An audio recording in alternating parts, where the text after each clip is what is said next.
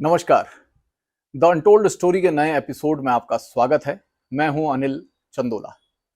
आखिरकार वो घड़ी आ ही गई जिसका इंतजार उत्तराखंड की सियासत में लंबे समय से हो रहा था। सत्ताधारी भाजपा के विधायकों की अधूरी ख्वाहिशें, विपक्ष के लगातार उठते सवाल और जनता के मन में घूमने वाला यक्ष प्रश्न, आखिर मंत्रिमंडल विस्तार कब होगा। मुख्यमंत्री पुष्कर सिंह धामी के दूसरे कार्यकाल की शुरुआत से ही ये चर्चा समय समय पर सुर्खियां बनती रही। विधायकों के लिए मंत्री पद की आस और विरोधियों के लिए सरकार की कमजोरी का तर्क, दोनों ही इस सस्पेंस को और गहराते रहे। लेकिन अब तस्वीर साफ हो चुकी है। मंत्रिमंडल विस्तार की तारीख तय कर दी गई है और खास बात यह है कि इस बार न केवल नए चेहरे शामिल होंगे बल्कि कुछ मौजूदा मंत्रियों की कुर्सी भी हिलने वाली है। तो कौन होंगे नए मंत्री, किसकी किस्मत चमकेगी और किसके अरमान टूटेंगे, किनके पद पर गिरेगी गाज और इसका असर प्रदेश की राजनीति पर कितना गहरा पड़ेगा, यही है हमारी आज की खास पेशकश, उत्तराखंड की राजनीति की most awaited untold story. Video को आगे बढ़ाएं उससे पहले आपसे अनुरोध है कि अगर आप चैनल पर नए हैं तो सब्सक्राइब जरूर करें, वीडियो को शेयर करें और अपनी प्रतिक्रिया कमेंट्स के रूप में जरूर दें। सबसे पहले उत्तराखंड मंत्रिमंडल की मौजूदा स्थिति को देखते हैं।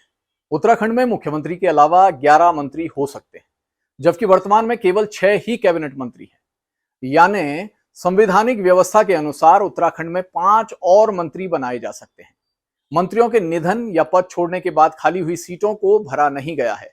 एक सीट कैबिनेट मंत्री चंदन रामदास के निधन के बाद खाली हुई और दूसरी प्रेमचंद अग्रवाल के इस्तीफा देने के कारण। मौजूदा कैबिनेट में सतपाल महाराज, गणेश जोशी, सुबोध उनियाल, डॉक्टर धन सिंह रावत, रेखा आर्य और सौरभ बहुगुणा कैबिनेट मंत्री हैं। क्षेत्रीय स्थिति के अनुसार देखा जाए तो 4 मंत्री गढ़वाल से और 2 कुमाऊं क्षेत्र से हैं। मुख्यमंत्री पुष्कर सिंह धामी भी कुमाऊं से हैं, जबकि विधानसभा अध्यक्ष गढ़वाल से हैं।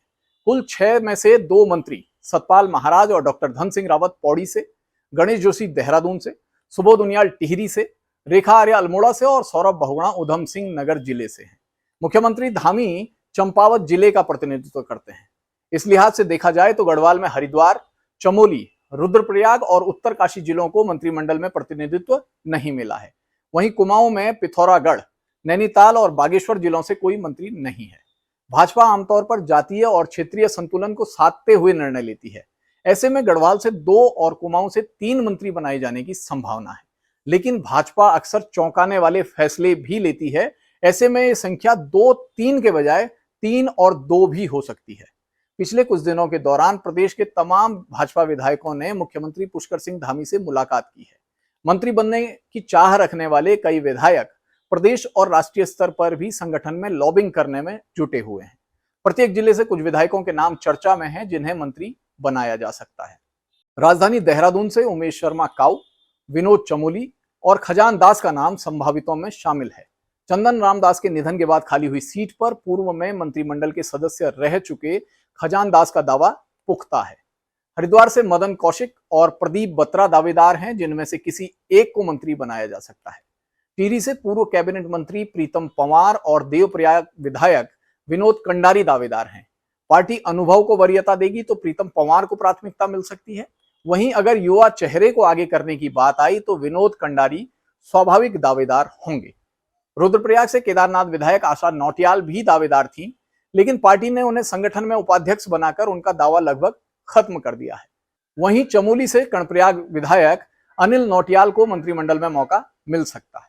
तुलनात्मक रूप से देखा जाए तो कुमाऊं में भी दावेदार कम नहीं है। पिथौरागढ़ की डीडीहाट सीट से विधायक बिशन सिंह चुफाल भी मंत्री बनने की रेस में है। प्रकाश पंत के निधन के बाद जिले को मंत्रिमंडल में प्रतिनिधित्व नहीं मिला है। वहीं गंगोली हाट विधायक फकीर राम टमटा की दावेदारी भी पुख्ता है। चंदन रामदास के निधन के बाद खाली हुई सीट पर उनका भी दावा है। नैनीताल के कालाढूंगी से विधायक बंशीधर भगत और भीमताल से विधायक राम सिंह कैड़ा भी संभावितों में शामिल है। बंशीधर भगत पूर्व में कैबिनेट मंत्री और भाजपा के प्रदेश अध्यक्ष रह चुके हैं।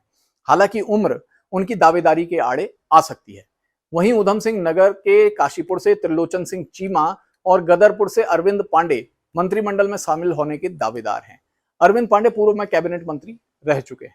दूसरी तरफ चर्चा यह भी है कि मंत्रिमंडल में 1 या 2 मंत्रियों को बदला भी जा सकता है। ऐसा हुआ तो वो कौन से मंत्री होंगे जिन्हें कुर्सी खाली करनी पड़ेगी? अगर इस तरह का फैसला लिया जाता है तो उसका आधार क्या होगा? उम्र, कामकाज, जातीय या क्षेत्रीय संतुलन, जनता के बीच स्वीकार्यता, संगठन स्तर पर फीडबैक जैसे कई फैक्टर हैं जिनको ध्यान में रखते हुए ये निर्णय लिया जा सकता है। मुख्यमंत्री पुष्कर सिंह धामी खुद भी कह चुके हैं कि देश काल परिस्थिति, राजनीतिक समीकरण और स्थानीय मुद्दों के आधार पर निर्णय लिया जाएगा। ऐसे में कोई एक नाम खोजना काफी मुश्किल है। हालांकि विश्वस्त सूत्रों की माने तो इस बार कुछ ऐसा बदलाव हो सकता है जो कोई सोच भी न रहा हो। पुष्कर सिंह धामी के दोबारा पदभार संभालने के बाद से ही विस्तार और फेरबदल की तिथियों के अनुमान लगने शुरू हो गए। मुख्यमंत्री धामी और भाजपा प्रदेश अध्यक्ष महेंद्र भट्ट कई बार जल्द विस्तार के संकेत दे चुके हैं, हालांकि तब कुछ भी नहीं हुआ। पुष्कर सिंह धामी के दोबारा पदभार संभालने के बाद से ही विस्तार और फेरबदल की तिथियों के अनुमान लगने शुरू हो गए। मुख्यमंत्री धामी और भाजपा प्रदेश अध्यक्ष महेंद्र भट्ट खुद कई बार जल्द विस्तार के संकेत दे चुके हैं, हालांकि तब कुछ भी नहीं हुआ। अब प्रदेश और जिलों के स्तर पर संगठन तैयार हो चुका है। ऐसे में इसी नवरात्रि के दौरान मंत्रिमंडल विस्तार होना तय माना जा रहा है। जिस तरह का प्रदेश में राजनीतिक माहौल है और विधायकों का धैर्य जवाब देने लगा है, उससे साफ है कि इसी नवरात्रि में कैबिनेट विस्तार हो जाएगा। किन विधायकों की लॉटरी लगेगी और किन्हें सिर्फ लॉलीपॉप मिलेगा, ये उसके बाद ही पता चल पाएगा। हमारा ये वीडियो आपको कैसा लगा? हमेशा की तरह आपके सुझावों और प्रतिक्रियाओं का इंतजार रहेगा। अगले वीडियो में फिर आपसे मुलाकात होगी। तब तक के लिए नमस्कार।